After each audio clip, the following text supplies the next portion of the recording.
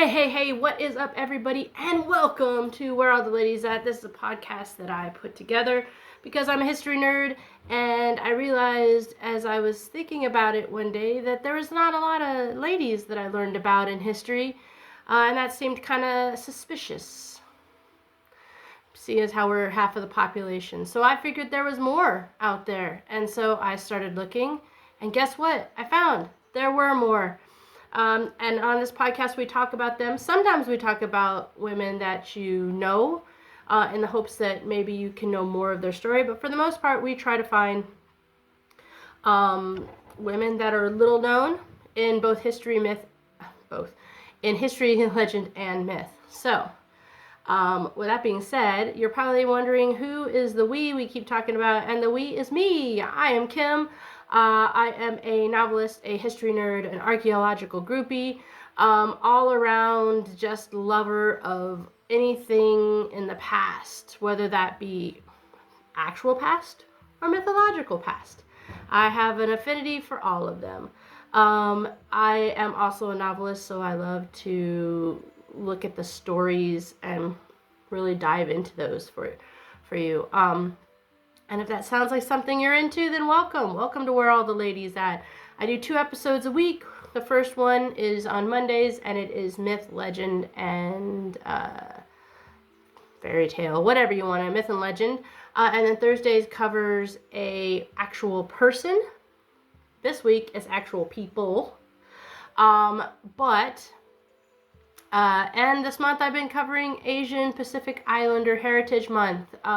I'm a big proponent of celebrating diversity and of celebrating people's stories. So if that's something you're into, definitely found your place. If you're not into diversity and you don't think we should celebrate the voices of people that don't look like us, then you're probably in the wrong place.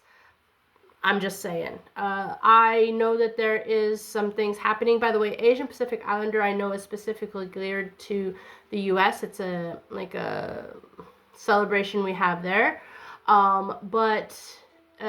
Recently a lot of things have been changing in the U.S. And so I don't care what anybody says. I want to celebrate these amazing women. And there was so many. I really focused on Asian. There's not really a lot of Pacific Islander this time, but we'll probably cover some of those in later episodes as well. Because even when it's not celebrating a month, I like to celebrate a wide diversity of stories, and I just think it's amazing. The more you learn about different cultures and different people, the more you see that we're more alike than we think we are, right? And that's my PSA for this week. So today we are looking at a Vietnamese goddess, which is kind of cool. I've never been to Vietnam, but would love to go. Maybe soon. I do live in a part of the world where it's not hard to get there, so maybe that'll happen soon. And that is Pajau Yan, and I think that's how you say her name. And she is in particular a goddess that's associated with health and healing and good fortune. But before we jump into her and talk about the Vietnamese people and their homeland, we of course have to do my favorite thing in the world, and that is housekeeping and shameless plugging. Yes. So, as always, if you guys want to reach out to me, you can do so through my social media. I have YouTube, I have TikTok, I have Facebook. All 3 of those would work. If you're someone who doesn't do social, which kudos to you if you can live life without social. It's very impressive, and you're probably very calm and not as anxious as the rest of us. I also have an email. If you want to support the podcast, the best way to do that, and I really would appreciate it, is to like, comment, share, follow, subscribe, do all those amazing things. The more that the videos or the audio gets interacted with, the more algorithm says, oh, people are interested, maybe more people would be interested, and then they decide they're going to push it out and suggest it to other people. And that's how we build our community so that we can celebrate these amazing ladies together. If you want to do that, support the podcast financially, you can do that as well. You can check out my Buy Me a Coffee or my Patreon. There you can donate. Coming soon, there will be some ebooks and things you can purchase there, and there's going to be a lot more going on there in the coming months. If you want to know about this particular goddess and so much more, make sure you check out my Medium publication. I am a writer by trade, so of course there's going to be a Medium publication. And if you are into magical, mystical, spiritual stuff, and if you're listening to a podcast about mythology and legend, maybe you might be, you might want to check out my other podcast. It's called Our Mystic Road Trip, and there I talk about crystals and wellness and holistic diet and herbs and ley lines and anything people call woo-woo. You can find it there. And I think that's it for the shameless plugging and housekeeping. So we can go ahead and get started.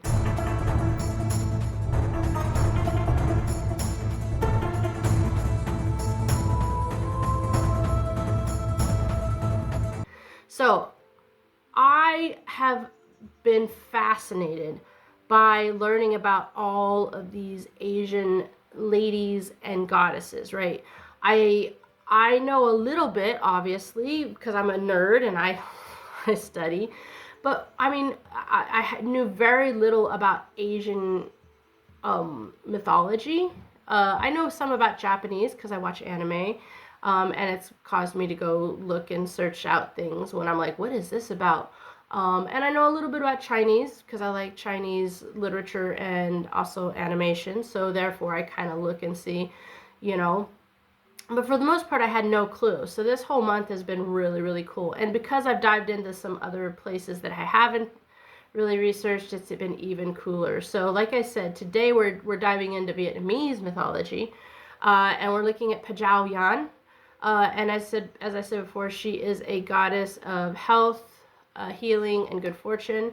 But before we jump into her, I always love to take a look at the people and the homeland and the cultures and how women were handled in them to kind of see why this goddess, this story resonated with people, and just to give you a little idea of the world that birthed this goddess. Hold on a second, I gotta get a drink.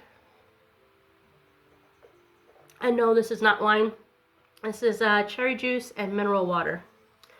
It's actually very good. Kind of gives you that feeling of, I don't know why I'm telling you this, but whatever. What the fuck? I'm gonna say it anyways. It gives you a feeling of like having a soda without having a soda because of the bubbles. Yeah. So anyways, free health tip. If you want more of those, make sure you check out Our Mystic Road Trip. So the Vietnamese people, right? They can trace their culture back to the plains of the Red River Delta, right? That's in northern Vietnam. And this region, it has pretty intricate rivers and rice fields, and it was kind of a really great place to thrive, right? For thousands of years, this land shaped the people who became kind of masters of adaptation and endurance. They survived through monsoons and colonization and war and revolution. The Vietnamese have pretty much held really fast to a sense of identity, and that identity is really rooted in community and land and tradition. You know, their cultural expressions, no matter what it is, whether it's the water puppetry or calligraphy or their cuisine, really carry the memories and the whispers of this ancestral knowledge, right? Myth and history often kind of intertwine in Vietnam. So some stories are like not just entertainment, they're really told for survival. I feel like this is a little low. Hold on. Okay, I think that's good. I hope. You know, they're really tools for survival, right? They reinforce values. They share the harmony with nature. They respect their ancestors, all these things. The Red River Delta wasn't just a cradle of civilization in the Southeast Asian world. It was a spiritual landscape, you know, every curve of the river, rise in the land, everything. There was a deep respect of nature that bled into the religious and the mystical life. And this makes Vietnam a country where the gods and ancestors kind of coexisted side by side. And that happened a lot, honestly, from everything that I've learned in the Asian cultures of that region, pretty often, right? And that means even the moon can be kind of a reminder, right? So and the reason I mention the moon is because Pajau Yan is associated with the moon. Now, if we look at women in Vietnamese culture mythology,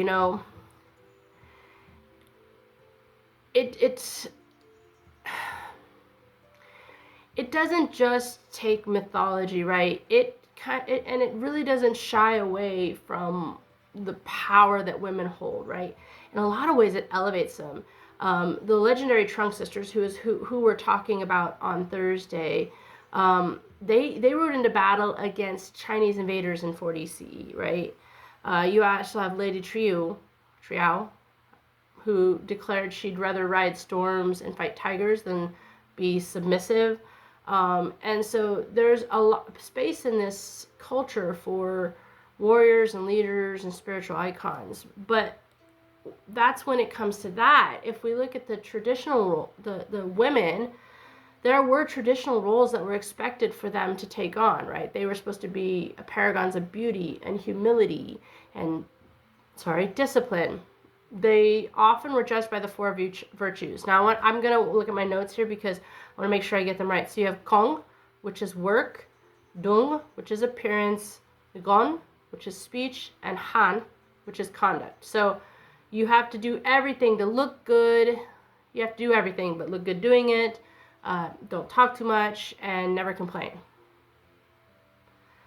Woof, that's a hard one. But there is some beauty to it too, right? So while society kind of set high and standards and quiet expectations for them, mythology allowed women to step forward. Goddesses like Pajau Yan really embodied this power, right? They weren't just nurturing figures, they were active participants in the divine order, and all of that, right? Their presence in myths suggests that even though the culture had this very strict traditional idea of what women should be, that there was a lot of cultural reverence for feminine power. And just because, and it's messed up, but just because the real world structures didn't feel that way or show that, there was still some level of reverence, right? So now that we kind of have an idea, of what, what the world was like and everything, we can now jump into Pajau Yan. So she's also known as Lady Moon, and she's kind of a very gentle goddess in the Vietnamese folklore. Her magic really lies in transition, and that nice quiet moment between life and death, hope and despair, all of those things. She is believed to reside on the moon. She is a celestial caretaker. She watches over human souls as they move through life, Her signature gift is the flower of transition, and that's an ethereal bloom that's offered to souls preparing to cross into the afterlife. These flowers aren't plucked from earthly gardens. They're symbolic, spiritual. They're very delicate. Moonlight on almost like moonlight on water. They represent comfort and clarity and guidance that's needed in those liminal spaces, So whether you're grieving or healing or starting over, Pajau Yan is the divine force that's going to help push you forward. Beyond that, she's also called on for good fortune and health. In the same way the moon kind of governs the tides, Pajau Yan is believed to influence the emotional and physical tides of human life, right? Offerings are made to her on the first day of the waning moon, and this is a time symbolizing in a mystical, spiritual setting of letting go, moving inward, preparing for renewal. She really is she is a goddess of endings in some ways, but in other ways it's more like she's like preparing you for what's to come next, right? Yes, she's there to help endings, but every ending is another beginning kind of idea. So she is a reflection of the divine feminine cycle, right? Waxing and waning, nourishing and releasing. So everything about her speaks to the cyclical nature of life and death, as we've seen a lot of the times with goddesses, right? Especially moon goddesses. Sorry guys, I have to get a drink. It's starting to get warm here, and now I'm much more thirsty than I used to be. So basically, she is like a spiritual companion for navigating change, right? Her lunar identity gives her like an intimate connection with the rhythm of time and the currents of emotional life, right? Because the moon is seen spiritually to, rule over emotions and cycles, right? Because it controls the tides, right? So just like that, Pajau Yan is thought to be able to regulate spiritual tides within us. Worship of Pajau Yan is very personal and often very quiet. Fruits and prayers are the usual offerings, and typically they're laid out in homes or temples during the waning moon, as I said. And people are just looking for health and luck and peaceful transitions, right? This form of worship kind of it really does talk about like the core idea of Vietnamese spiritual beliefs. Everything is connected. The cosmos, the ancestors, the natural world, our own lives aren't separate streams. They're part of one big river, right? And that is very important. Now, we're going to talk a little about archaeological. And there's no direct archaeological footprint tied to Pajau Yan. There's no temples, there's no ruins, none of that, right?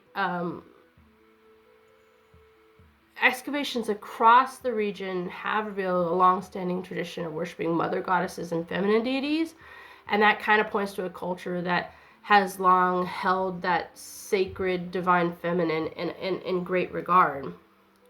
Altars and figures and ceremonial objects from Vietnamese societies also show that goddesses weren't fringe figures. They were very central to community life, especially when it came to healing and protection and fertility, right?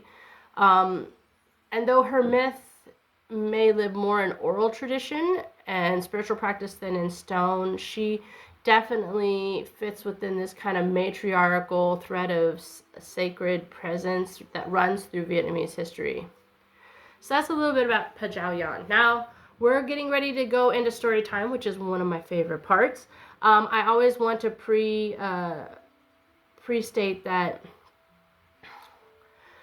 there is an oral tradition, so this story is one that fits, but I may have taken some license with it.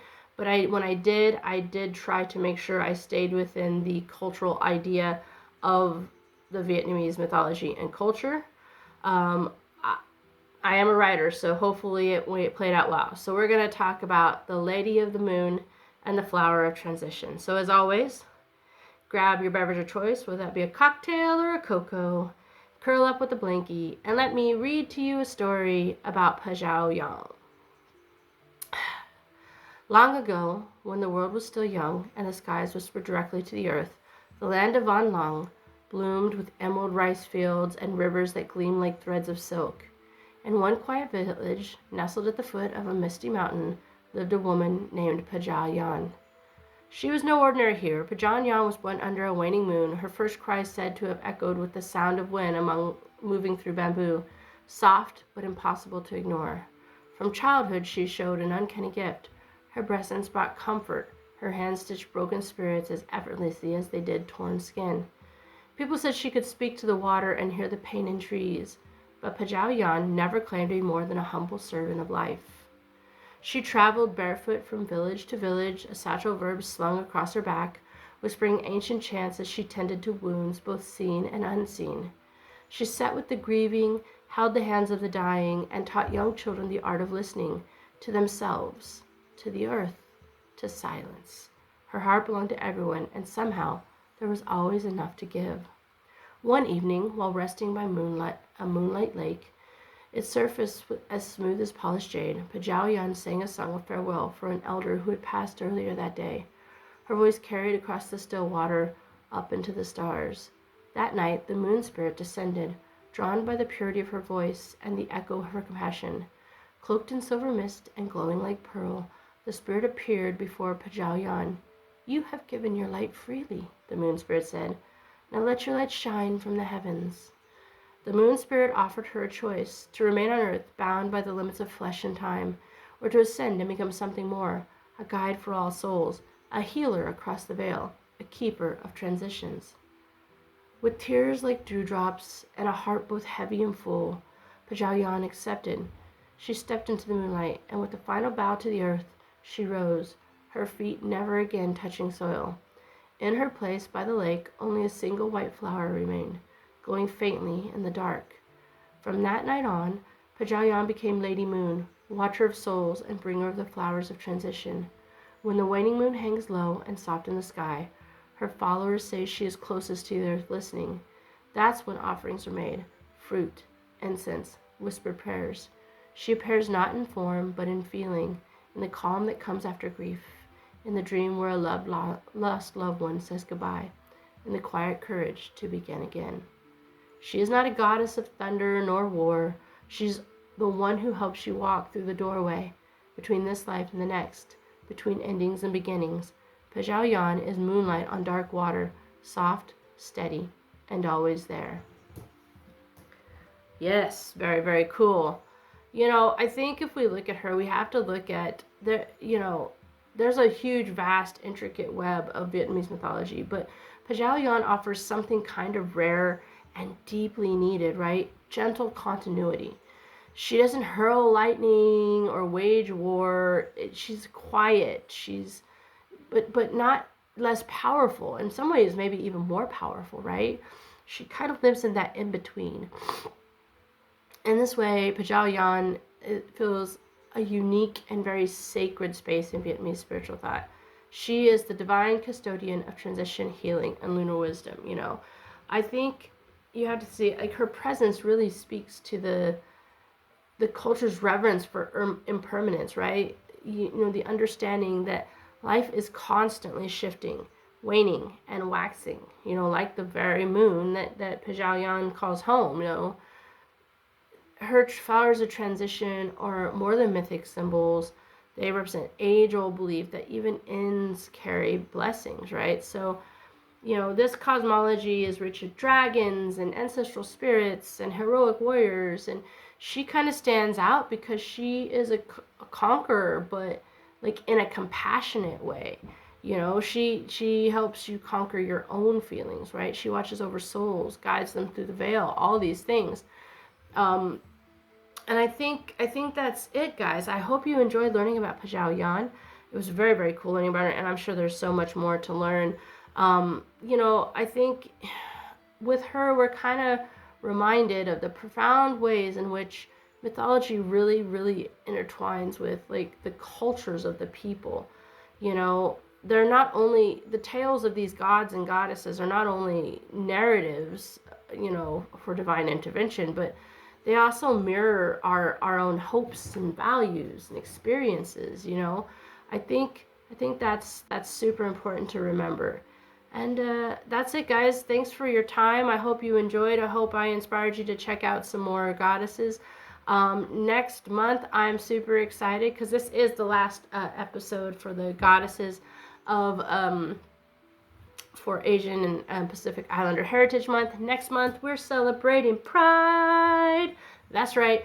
And if you don't like it, that, once again, probably not the place for you. We're going to celebrate Pride, and in order to do that, next month, we are covering only rainbow goddesses. That's right, goddesses of the rainbow. And I'm super stoked about it. There's some really, really cool ones, and but I hope you enjoy this. And don't forget to tune in Thursday, because Thursday we're talking about the Trung sisters, and I think you're going to really dig the story and really get inspired by their bravery. And that's it. So as always, if you want to reach out to me, you can do that through my social media or the email. If you want to support the podcast, like, comment, share, follow, subscribe, do all those kind of good things. If you want to kick some cash my way, you can do that as well through my Buy Me Coffee or Patreon. If you want to know about this and so much more, check out the Medium publication. And if you're into magical, mystical, spiritual stuff, check out my other podcast. It's called Our Mystic Road Trip. Until next time, guys, I think That's it. So stay safe, stay curious, stay blessed.